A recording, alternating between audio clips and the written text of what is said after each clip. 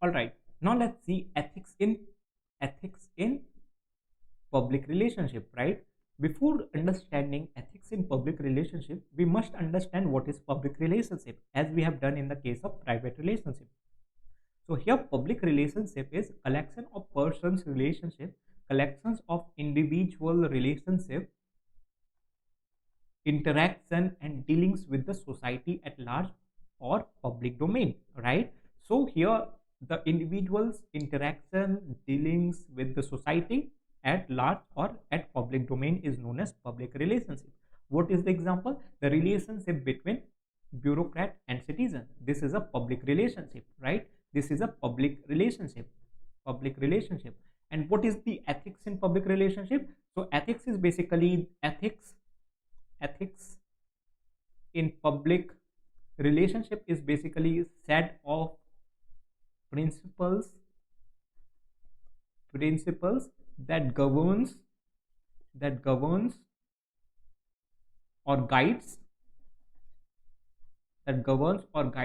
one behavior one's behavior in public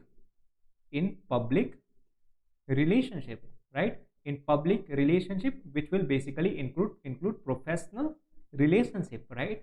So let's say here we have bureaucrat and citizens. And what is ethics when it comes to bureaucracy? It is basically the code of conduct of civil servants, right? This is the law, or this is the ethics that we tend to follow in public relationship, right? Here in public relationship, the act of organization or the role of organization comes into play, with whom a individual is associated, right? Here you will not have your own reason, you will not have your personal will to regulate the relationship, but your act and behavior shall be regulated with the code of conduct by the organization that you are associated with, right? So this is what a public relationship generally means, right? So it is a collection of persons relationship, interaction and dealings with society at large or public domain is known as public relationship. What is ethics in public relationship? So ethics basically is a set of principles that governs individual behavior in public relationship is known as ethics in public relationship, right? So now let's see some of the feature of public relationship. What are the features of public relationship? So the first and foremost feature is that it is secondary relationship, right? It is secondary relationship. What does this particular term secondary relationship mean? It is basically beyond private sphere, right? It is beyond private sphere. It is not regulated through private or ethics of it is not regulated through ethics of private sphere, right? That is why it is known as secondary relationship. Here the aspect of professional code comes into play, where you are expected to act in certain manner. This is the first feature, that is secondary relationship. What is the second feature? The second feature is basically this kind of relationship are formal in nature. This kind of relationship are formal in nature, right? What does this particular term formal in nature means? You are expected to behave in certain manner, right? Like let's say if you are a bureaucrat, you are expected to follow the code of conduct for the bureaucrats, right? You are expected to act in certain manner, because you are not representing yourself, but you are representing your institution or your organization, right? You are representing your organization or institution. That is why here this relationship becomes a formal in relationships, right? These relationships are basically guided through legal or social obligations, right? This kind of relationship are being guided through legal and social obligations, right? Obligations, right? What is the example? Let's say if you are an administrator or bureaucrat, and if you engage in any corrupt or unethical practices, there is a legal code which will deal with your action, right? Which will deal with your action. But in, let's say, if in family, if you even engage in some unethical manner or practices, there is mutual a talk or mutual resolution that happens, which is there to solve an issue. But in public sphere, there is a legal and social obligation or a framework to deal with any unethical practices, right? So these are some of the feature of a public relationship. The first, it is a secondary relationship. These are kind of formal in nature, and these are basically guided through legal and social obligations, right? And one more thing is here, that you are expected to act fairly, and justly, in public relationship, right? In public relationship, what does this particular thing mean here? The people who with whom you will interact, with whom you will have a dealing, they are not kind of associated with you from your private relationship. And you might have any personal grudges and etc with particular person. But when it comes to public relationship, you have to keep your personal grudges and etc aside, and you have to act fairly and justly with the individual who are engaging with you in the public relationship, right? For example, being an administrator, one have to keep aside his personal egos, personal grudges, issues, and etc. while coming to office, right? While in office, because his main duty is to act fairly, and justly with the people to whom he is serving, right? To whom he is serving, and hence he have to act in fairly and just manner when he is in office. So these are some of the features of public relationship. I'm hoping that you guys are keeping your notes simultaneously and also making or taking an important points simultaneously, right? Ensure to do that, people, because it will also help you to revise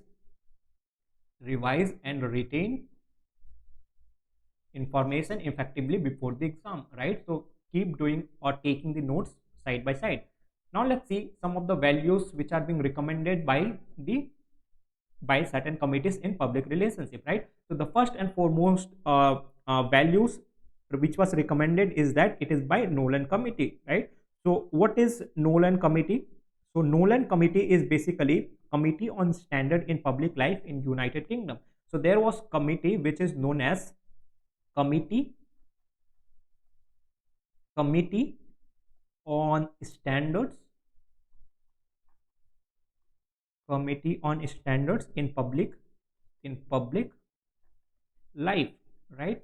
Public life. This is the committee which was being headed by Lord Nolan, and hence it is called as Nolan Committee Report in Public Life, right? So basically this committee during the prime ministership of Tony Blair, right, was constituted to investigate the political parties funding, the illegitimate practices of political funding, right? And this particular committee has constituted a standard or ethical framework, famously known as Nolan Committee Report, to give certain standards or ethical standards in public life that must be followed by the public officers, right? So this was the basic idea behind Nolan Committee, and the values or the standard which Nolan Committee suggested was basically, this is the abbreviation you guys can remember, you guys can take it in order to remember the values easily. So it is basically Sahil OO, right? Sahil OO. What does this particular thing mean? The Sahil OO means the first is selflessness, right? You can remember Sahil double O or OO. The first is selflessness. The second is accountability, right? The third one is honesty. The fourth one is what? Integrity. The fifth one is leadership. The sixth one is, right, we are done with Sahil. Now the two O's are openness,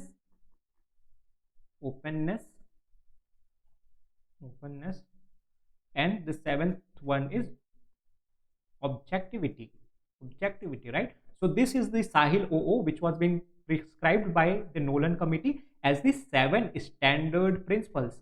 Seven standard principles in public relationship, right, which is being also famously considered as seven principles of public life, or which is also regarded as the foundational values for the civil services. Right, here you can see all the values like selflessness, integrity, objectivity, accountability, openness, honesty, and leadership. These are the seven principles which we will discuss one by one. What does this particular term, when we see when we say let's say selflessness, what does this mean, right? So we will see each of them in their individuality and we will understand, right? So remember this abbreviation, that is sahil o. It will help you remember all the seven values, right? So I will only write sahil o, right? So remember this, people. You will not find these things in any book, so always ensure also to show your love by subscribing to the channel. Okay, it takes nothing but just a moment to push that subscribe button and also like the video. Okay, so let's discuss each values in their individual sense. So first is selflessness, right? First is self just a second. The first is selflessness. What does this particular term mean, selflessness? So selflessness is basically taking decisions solely in terms of public relationship, right? It is taking decision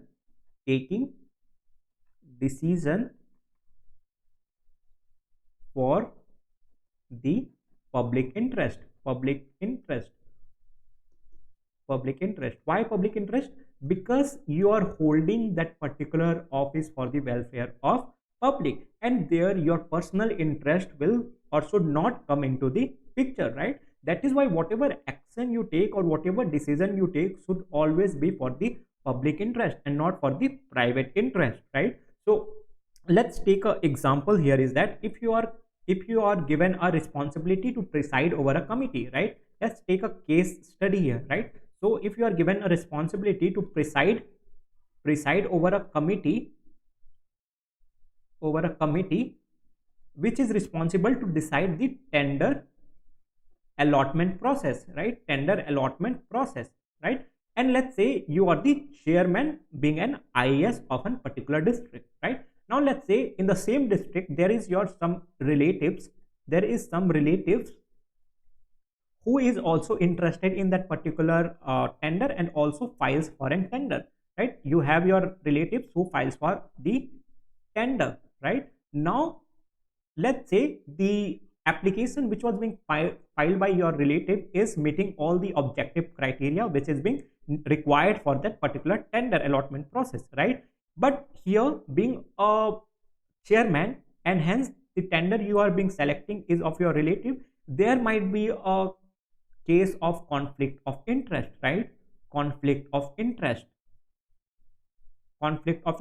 You tend to look at this particular application in very biased manner, right? But here you should always inform to your senior or your boss that his application, despite you cannot let go of your duty, right? You cannot say that, sir, here this is a case of conflict of interest and I am taking my position as a presiding officer back, right? You cannot do that because that will against your ethical or duty, that will against your moral obligation or duty, right? Again, that will be again the public interest, because you are given that particular responsibility based on your caliber, based on your experience, right? And hence you cannot step back from your duty, right? But here what can be done? Again, here the objectivity or the value of objectivity can be applied, right? You can inform to your boss that, sir, here this is an application process which is being selected for the tender and which is completely based on the objective evaluation, but unfortunately it is being found that this tender application is also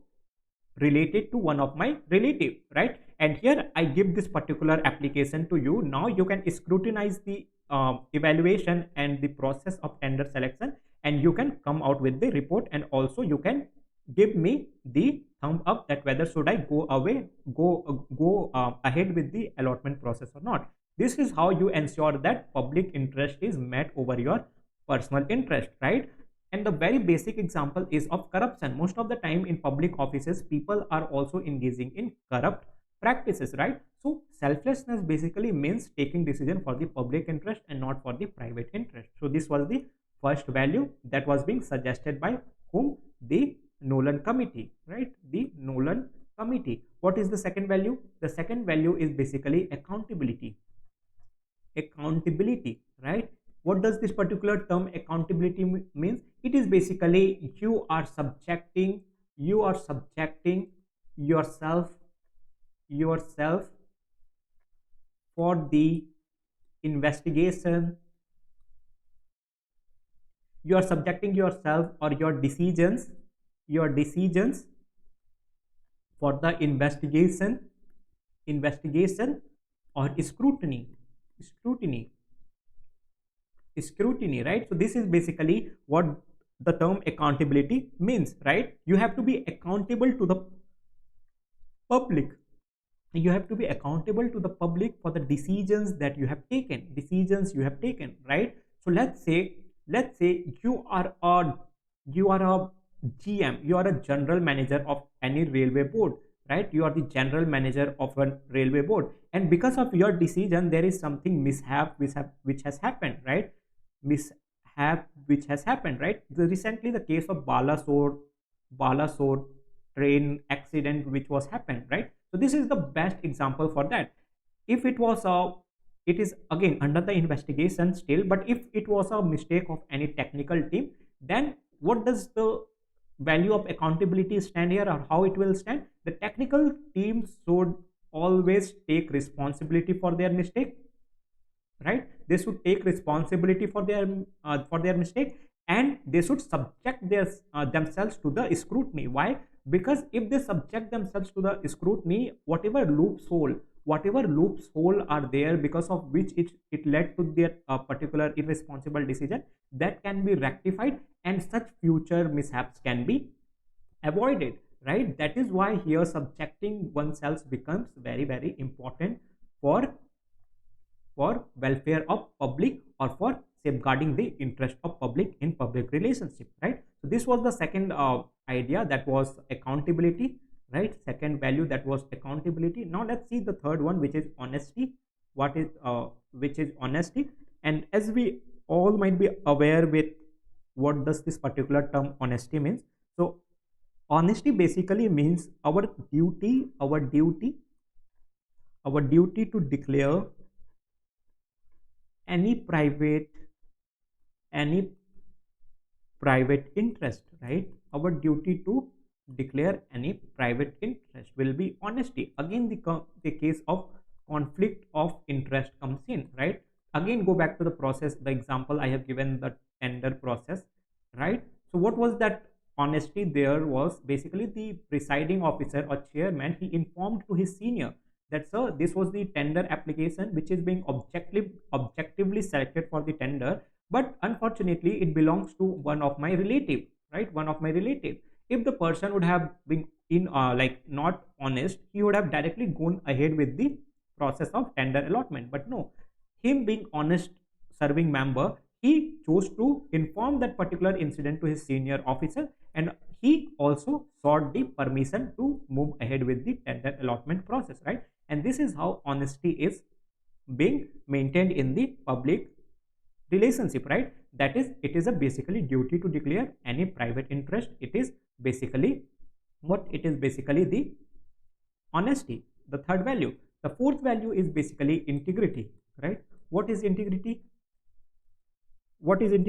So integrity is basically one should not place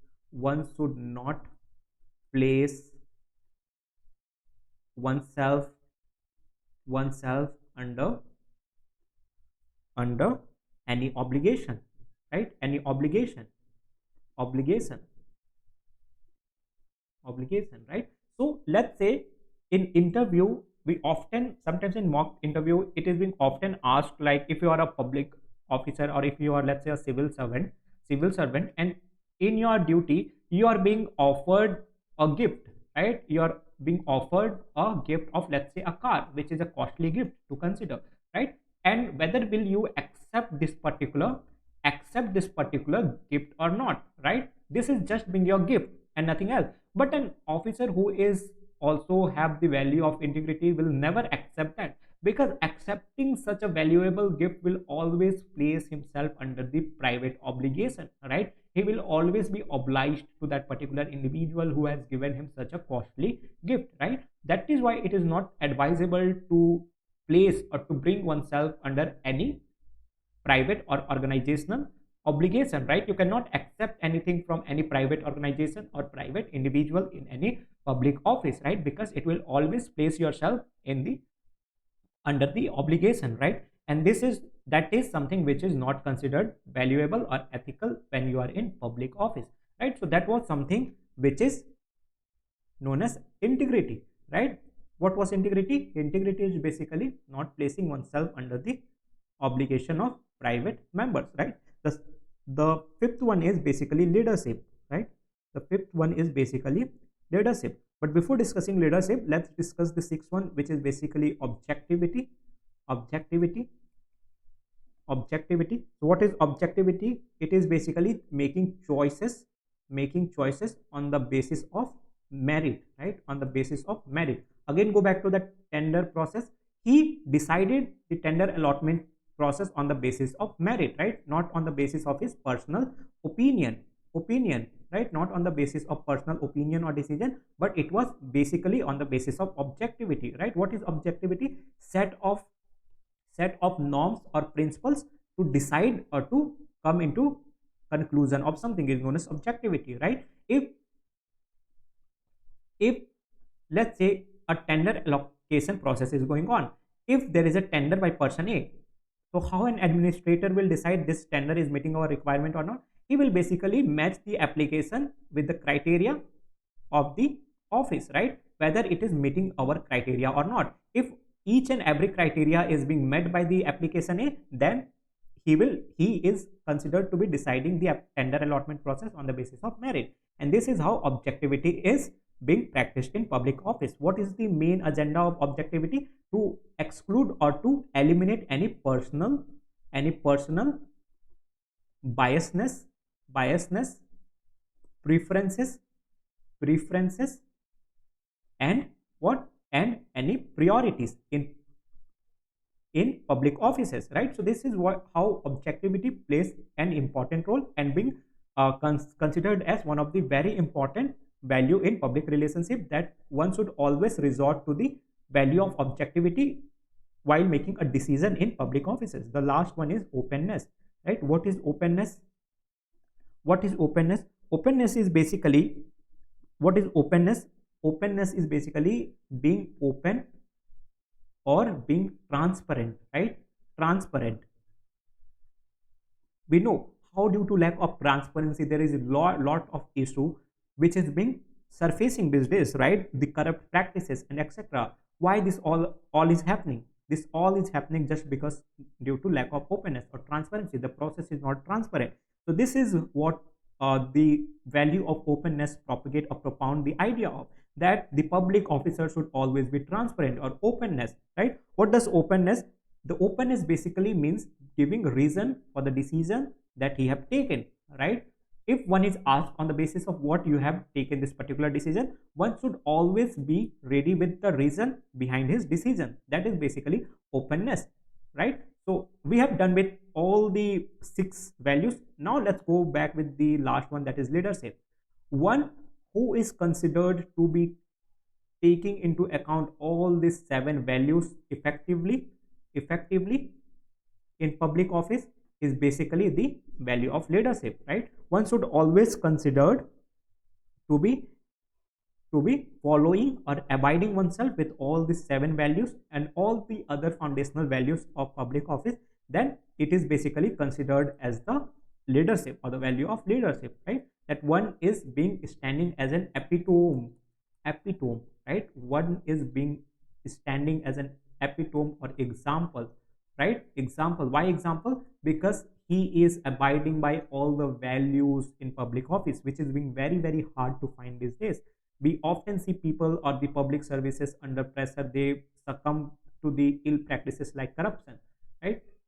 Ill practices like corruption, bribery, and etc.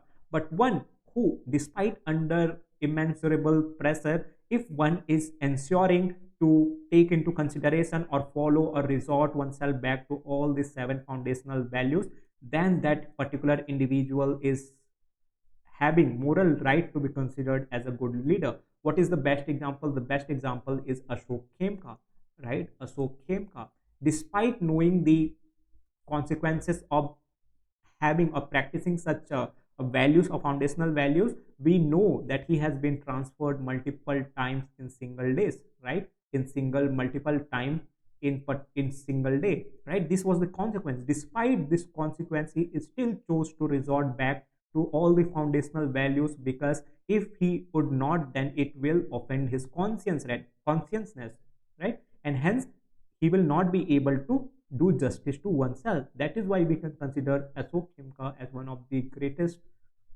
leader, at least in this civil service, right? So this was all the seven values which was recommended by the Nolan Committee under the chairmanship of Lord Nolan. Remember the abbreviation, that is Sahil OO. The first one was selflessness, the second one was accountability, third was honesty, fourth was integrity, fifth was leadership, and two O's are basically objectivity and openness, right? This is how simply you can remember this particular abbreviation, and you can write wherever it is being asked, right? So now let's see Gandhiji's social sins, right? This is also can be considered as the foundational values, right, in any public relationship. So what are the seven sins?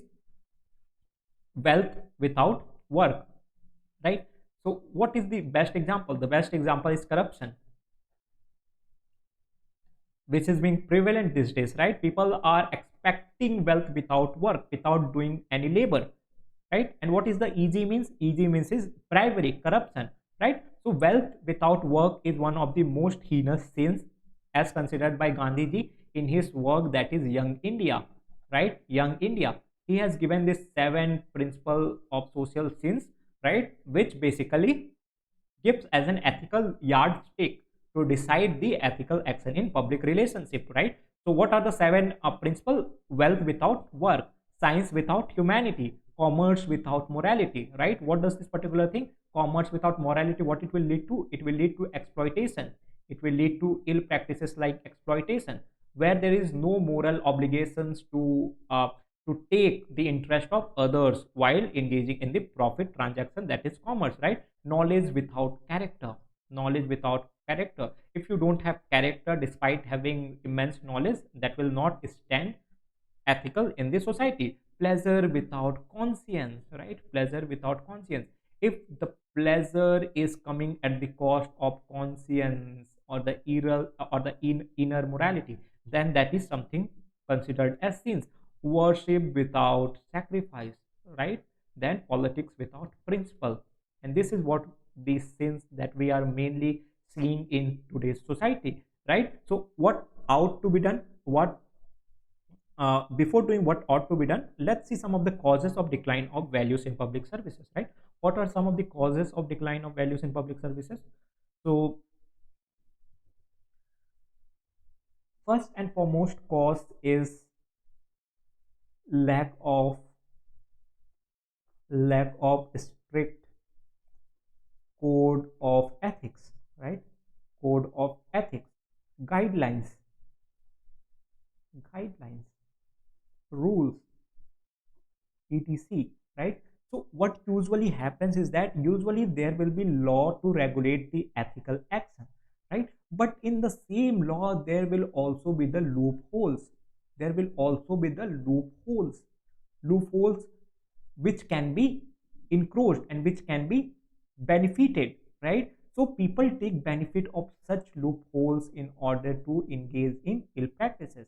So since there is no regulations or guidelines to bridge such loopholes in the ethical code of conduct, there are declining trend in moral values in public relationship, right? What are the consequences of declining trend? Corruption, bribery, all the engagement in exploitation, nexus, cartelization, mafias, babuism, and whatnot, right? So this is the first cause of decline of values in public relationship. And again, the second cause is very, very important and very, very suitable: the lack of protection or lack of provision to whistleblowers, right? Whistleblowers, whistleblowers. So in Kautilya's Arthashastra, Kautilya Arthashastra, Arthashastra, he suggests that in order to have effective and efficient administration who is administration who is free from all the corrupt practices, one should have an efficient or effective network of whistleblowers. Who are the whistleblowers? Whistleblowers are basically individual who blows the ill practices which is being happening in administration, right? So Kautilya very explicitly mentions in his Arthashastra that we cannot expect the people who have honey on their tongue to lick it, right? We cannot expect people with honey on their tongue, with honey on their tongue, on their tongue,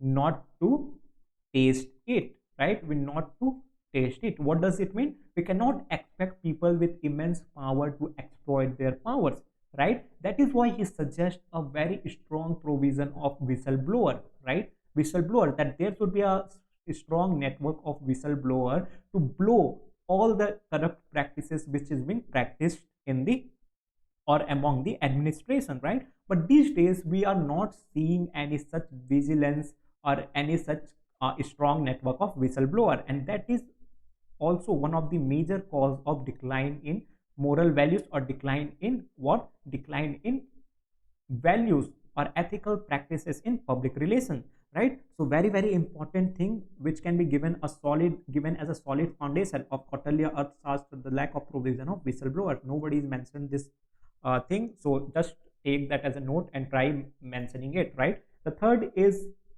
investigational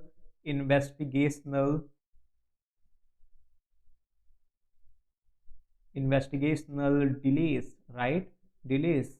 So as we know that if there is any investigation which is being conducted, it takes a lot of time, and then till the time that investigation comes or surfaces, the administration or the public officer is always either retired or has shifted his job, right? Transmigrated to any other job. So these are some of the causes. The fourth one is basically frequent transfers.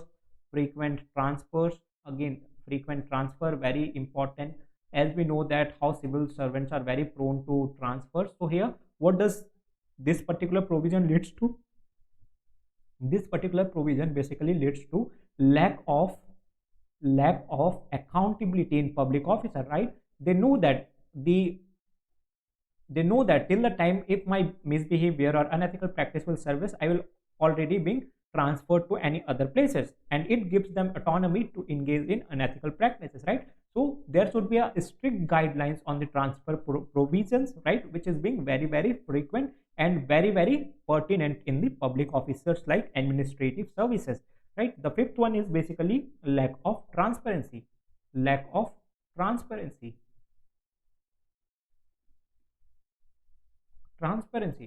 is no transparency in the process, right? Process or the decision making process.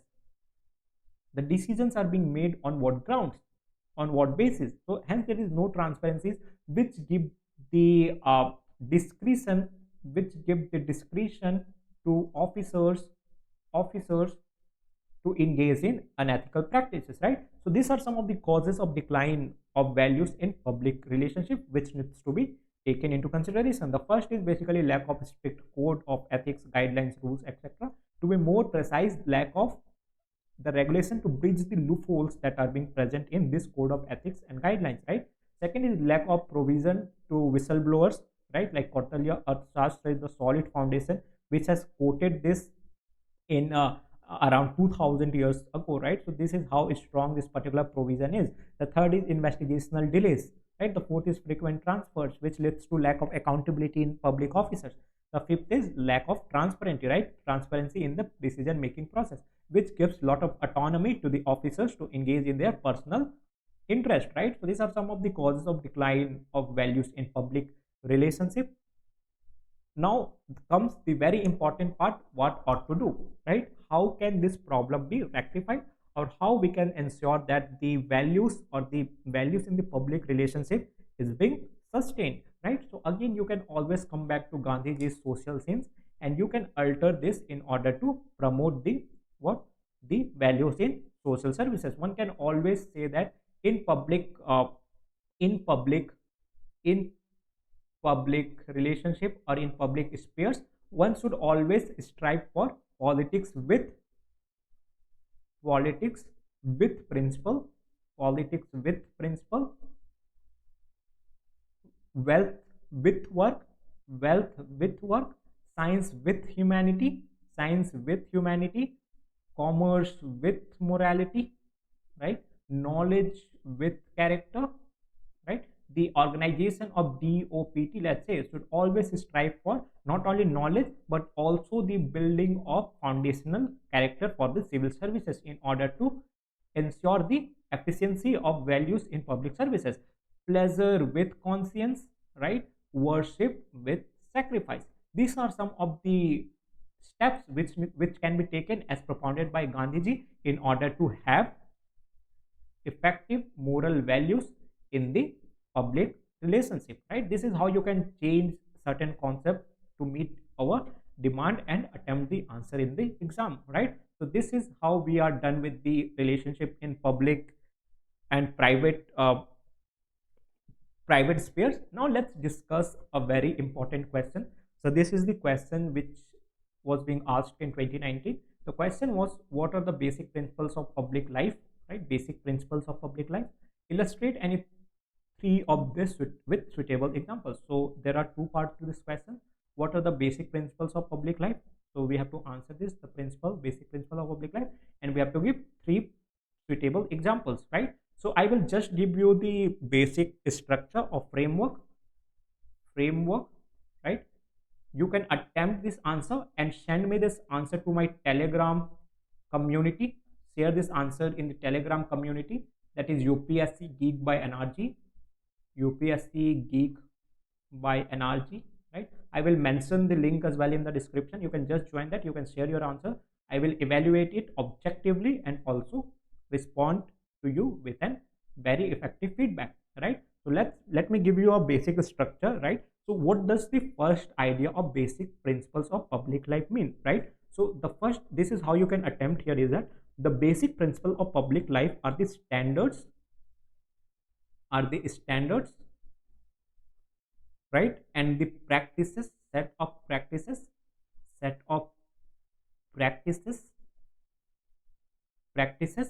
which are expected from the public servant, right? From the public servant is known as principles of public life, is known as principles of public life, right? So this is how you can start with the example, right? You can give some of the examples, not these examples, but some of the examples like honesty, integrity, etc. And why do we need the basic principle in public life? Why? You have to give some reason. The why can be, first, to ensure effective administration, right? You can give why do we need some of the basic principles. The second is basically to eliminate biasness, right? To promote welfare of public interest.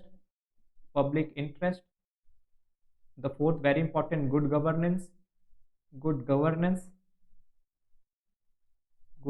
and etc. That you can give why do we need some principles in public life, right? Now comes the second part of the question, that illustrate any three of this with suitable examples, right? So again, here you can quote Nolan Committee, right? Nolan Committee, which is very, very important committee on standards, in public life, which has recommended seven principles for effective public service, right? And you can give any of the three with examples. The first one, as I have told you the abbreviation, remember Sahil, OO, right? You can give any three. The first is selflessness. Okay, selflessness, as I have already discussed what is selflessness, just define it. And the second is accountability, and third is honesty, integrity, or whatever you can write, right? So this is the basic structure which I am giving you. The only thing I am expecting from you is that you guys have to start writing the answers, right? Because I can only guide you guys, I can only show you the path.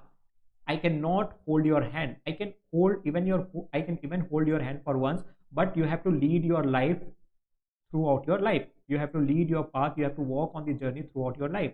Hence, you have to become what? You have to become independent. And until and unless you don't start writing your answers by yourself, until and unless you don't start thinking on the basis of requirement which is being asked from the question, आप नहीं कर पाएंगे, right? क्योंकि वहां पे 3 घंटे में हमें ऑलमोस्ट 20 क्वेश्चन अटेम्प्ट करने पड़ते हैं, right, of 250 marks. And until and unless you don't develop this thinking or mentality to how to think, how to segregate the questions that are being asked, you will not be able to meet the demand of the questions, right? Meet the demand of the questions. Answer needs to be very crisp. Answer needs to be very direct to the point. You don't have to bush around, like you don't have to bluff around the bush. You have to give very precise and to the point answer. And this is how you attempt any answer, to the point which is being asked in the question, right? So this is how you can attempt through this basic structure.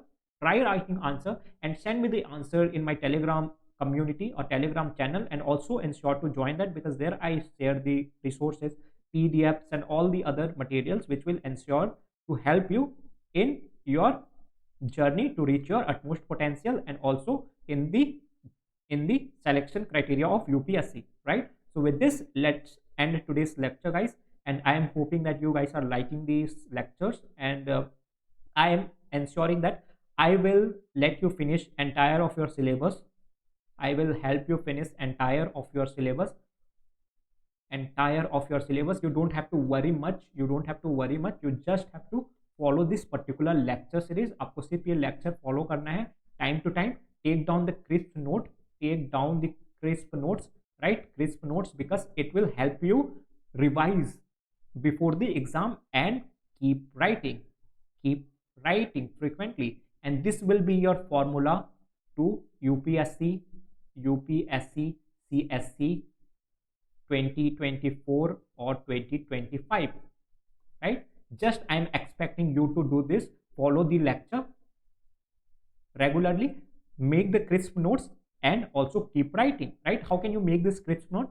Just the points I'm mentioning in the slide, also do that, and whatever the story I'm telling around that, you will remember it just looking at the pointers that you have in the notes, right? With this, I am assuring you your selection, right? So let's finish today's lecture, and I am wishing you all the very best.